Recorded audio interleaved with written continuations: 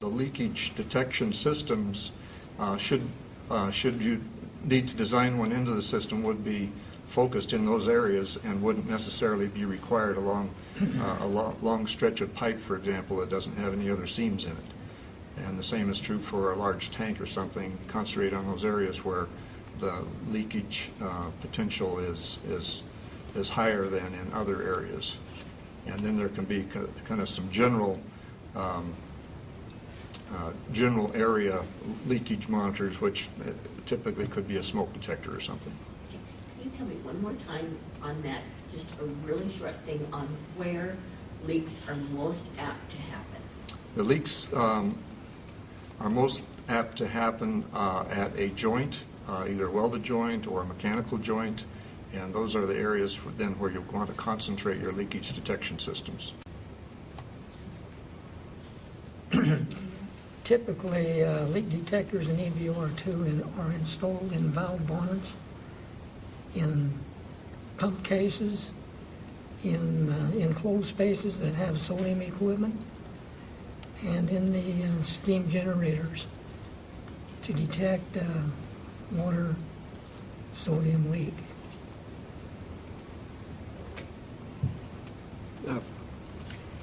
Well, the two sodium leaks that I'm specifically aware of in the EBR-ll and SPF both occurred in areas where there was a discontinuity in the piping system, and where basically the stress of either thermal expansion or mechanical vibration was concentrated on a particular area.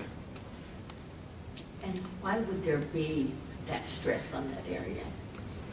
In one case, in the sodium process facility, the sodium reaction is a fairly violent reaction, and it causes a lot of shaking of piping.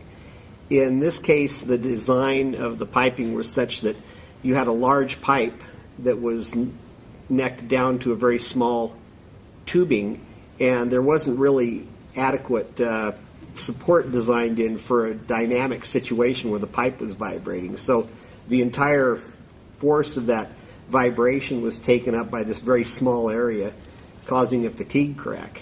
In the EBR-ll instance I'm aware of, it was actually a case of a piece of piping off of one of the main sodium lines that was going to a pressure, I believe it was a pressure detector, and there wasn't enough flexibility in that pipe for thermal expansion and contraction. Again, it caused a fatigue crack.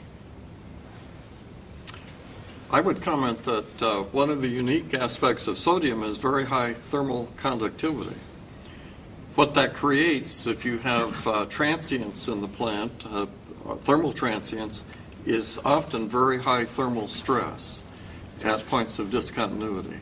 That's why welds are of particular concern, discontinuity in design of particular concern. And the philosophy in designing EBR-ll was quite interesting, because they took a look at the piping of the coolant through the core and the heat exchanger that transferred the heat out of the primary system, and decided they needed to put all of that into a tank because of potential for leakage in that primary loop. So what you ended up with was a very leaky primary loop enclosed in a tank, so it simply leaked to a tank. And the advantage of the tank was that it was a very uniform design to eliminate thermal stress, both because of the configuration of the tank and the heat capacity in that. That has been the long-standing argument about whether it is better to design a sodium-cooled reactor as a pool or with the tank, or as a loop, as are light water reactors. The trade-off is you have a more difficult time both in leak detection and the potential for leakage, and a more difficult time in accommodating thermal stress from transients in a loop design as opposed to a pool. EBR-ll was a pool, and I think that gave us a real advantage over the course of operation of EBR-ll in avoiding any serious problem with sodium leakage.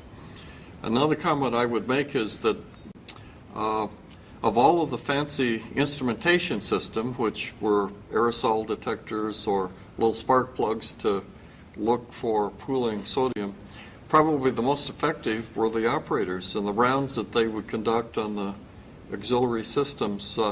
As Carl said, the wisp of smoke is probably the most reliable indicator, and these things develop quite slowly, so they're not of significant consequence typically. Any other comments about that at all? Okay, let's talk about thermal fatigue and thermal stripping.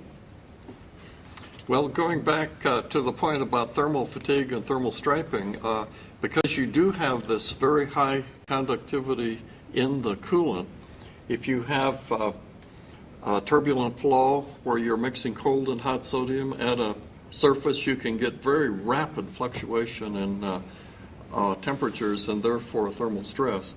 Ron, you may want to comment about your experience and view regarding these. Yeah, I'll go over the issue again is the thermal conductivity of sodium is approximately 100 times that of water, which makes it such a great reactor coolant. And that, but then you have to deal with the effects of that and the fact that if you've got two streams of sodium coming together of different temperatures, you will get these, there's the potential for the thermal fatigue and rapid cycling of a component or an instrument in particular, like a thermocouple sticking into the flow that may see rapid changes in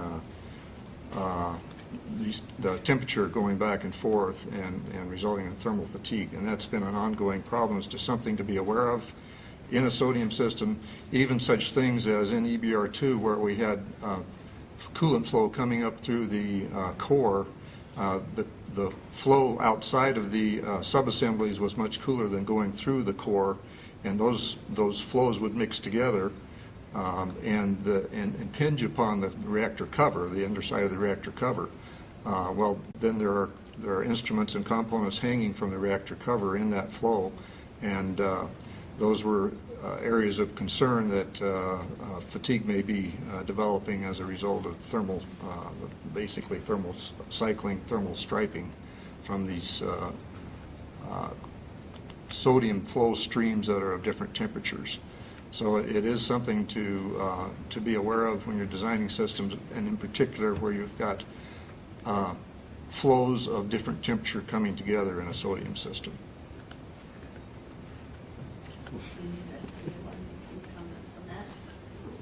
Ron, you had looked at lifetime considerations for EBR-ll. Was thermal striping a major issue?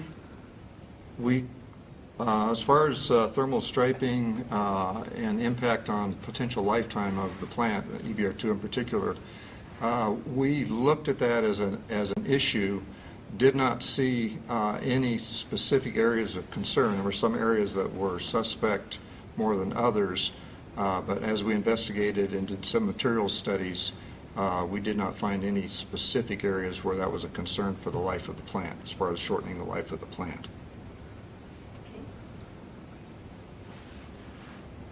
About trace heating and cold spot issues. One of the interesting things in managing sodium systems is it's solid at room temperature, which is both an advantage and a disadvantage. One of the maintenance techniques, in fact, when you have a system without valves, is to cool a section of pipe, solidifying the sodium and use that as a valve, if you will, and then you can cut the pipe and do work around that. However, there are issues for how that is managed and issues for how you then recover from such maintenance. Anyone care to comment about experience with these things?